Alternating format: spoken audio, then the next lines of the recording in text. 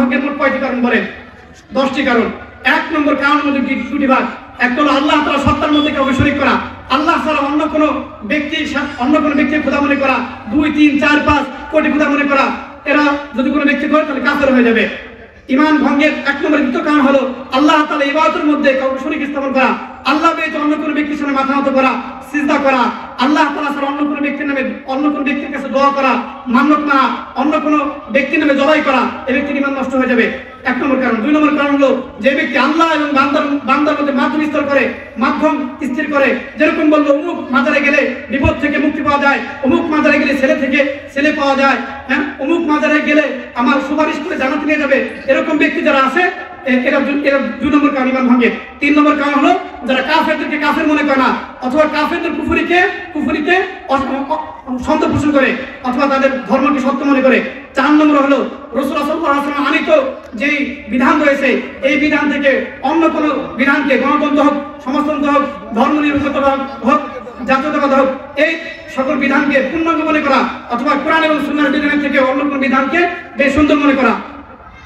5 নম্বর হলো যে ব্যক্তি রাসূলুল্লাহ সাল্লাল্লাহু আলাইহি ওয়াসাল্লামের আনিত বিধানের কোন একটা বিধানকে অপছন্দ করলো, দাড়িকে অপছন্দ করলো, যাকাতকে অপছন্দ করলো, এই ব্যক্তির ঈমান শেষ হয়ে যাবে।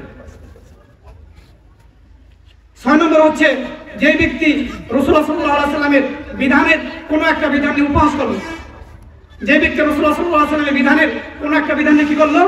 উপহাস করলো। যেরকম বন্ধুরা দাড়ি রেখেছে তো দাড়ি নিয়ে ঠাট্টা করলো, কোনো বান্ধবী সে পর্দা শুরু করেছে তো তার পর্দা নিয়ে উপহাস শুরু করলো, এই ব্যক্তির ঈমান নষ্ট হয়ে যাবে। এরকম শ্রেণীর সংখ্যা কি কম না বেশি ভাই? অনেক বেশি। এজন্য এটা ঈমান ভঙ্গের কারণটা জানতে হবে। 6 নম্বর। 7 নম্বর হচ্ছে জাদুটোনা করা। যেরকম কারো যদি করলো কারো উপরে, কারো মেয়ের উপরে, কারো ছেলের উপরে, মানে শত্রুতা বশত যদি এরকম করে তাহলে ওই ব্যক্তির ঈমান কি হয়ে যাবে? নষ্ট হয়ে যাবে, কাফের হয়ে যাবে। 7 নম্বর। 8 নম্বর হচ্ছে মুসলমানদের বিরুদ্ধে কাফেরদেরকে সাহায্য করা। যেরকম বললাম ফিলিস্তিনের বিরুদ্ধে যে মুসলমানদের কাফেরদেরকে সাহায্য করা, সেটা অন্তরের মাধ্যমে হোক, আরে ইহুদিরা যা করতেছে ভালোই করতেছে, এতটুকু বললো অন্তর মধ্যে, মুখ দিয়ে বললো এতটুকু কথা, অথবা অন্তর মধ্যে বললো মুসলমানদের মায়ের খাওয়া ঠিক আছে, ওরা যে অপরাধ করে ওদের মায়ের খাওয়া ঠিক আছে, এরকম যদি কারো অন্তর মধ্যে থাকে তাহলে ওই ব্যক্তির ঈমান নষ্ট হয়ে যাবে। কাফেরদের বিরুদ্ধে, মুসলমানদের বিরুদ্ধে কোনো কাফেরকে কোনোভাবে সাহায্য করা যাবে না। একে তো টাকার মাধ্যমেও না, অস্ত্রের মাধ্যমেও না, অন্তরের মাধ্যমে খুশি হওয়ার মাধ্যমেও না, যেভাবে করুক ওই ব্যক্তির ঈমান নষ্ট হয়ে যাবে। 9 নম্বর, যদি কোনো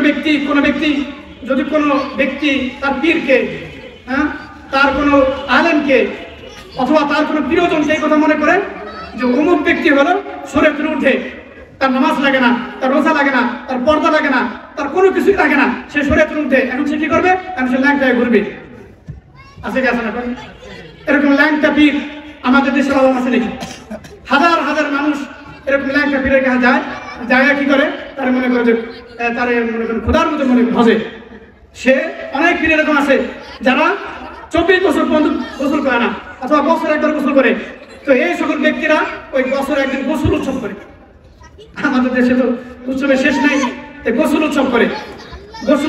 যারা মনে করেন ওই পীরের কাছে যায়, ওই পীরের যে গোসল করা এই পানিটা তোরা শীষের মধ্যে ভরে নিয়ে আসে। নাউজুবিল্লাহ। 1 বছর পর্যন্ত গোসল করে নাই, বগলের চুল হয়ে গেছে বিশাল, দাড়ি কোথায় আর মোষ কোথায়, দাঁত কোথায় কিছু দেখা যায় না। পানি খাইতে হলে মনে করেন মোষ করে খাইতে হয়। এরকম ব্যক্তিদের কি করা শুরু করে? এদেরকে শরীয়তের ঊর্ধ্বে মনে করা শুরু করে, এদেরকে আল্লাহর স্থানে নিয়ে যায় এবং এই কথা বলে যে তারা শরীয়তের ঊর্ধ্বে, এই পাগল, এরা আল্লাহর ওলি হয়ে গেছে, নামাজ রোজা কিছু লাগে না। এরকম যারা মনে করবে তাদের ঈমান নষ্ট হয়ে যাবে। 10 নম্বরে বললাম আল্লাহর দ্বীন থেকে পরিপূর্ণ বিমুখ হয়ে যাওয়া। কোরআন এবং সুন্নাহর তো শিক্ষা কোনো পড়বেই না। যারা এই কথা বলে তাদের থেকে মুখ ফিরিয়ে নেয়। আমার তো দূরের কথা, আমাদের সমাজে এরকম লোক অনেক আছে যারা মসজিদ পাশে 5 ওয়াক্ত নামাজের আযান শুনতেছে, কোরআন এবং সুন্নাহর আলোচনা শুনতেছে, অথচ তারা ধারে কাছে আসে না। কোরআন সুন্নাহর আওয়াজ তাদের দেখতে বিষের মতো লাগে। আছে কি আছে না ভাই?